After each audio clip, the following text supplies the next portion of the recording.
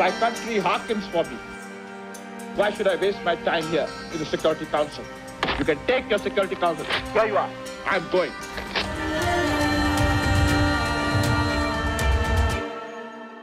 जुल्फ़कार अली भुट्टो खित्ते की अहदसास शख्सियत, सियासत, कारोबारी हुकूमत और मईशत के शोबों में दिलेराना फैसले लेने वाले लीडर। सियासत के आगाज में डिक्टेटर की काबीना में रहे, लेकिन जिंदगी के आखिरी अय्याम डिक्टेटर के खिलाफ जद्दोजहद में गुजारे। मंजूर करो करो करो कह के मंजूर नहीं किया। अरे समझ जाओ लोगों, समझ जाओ।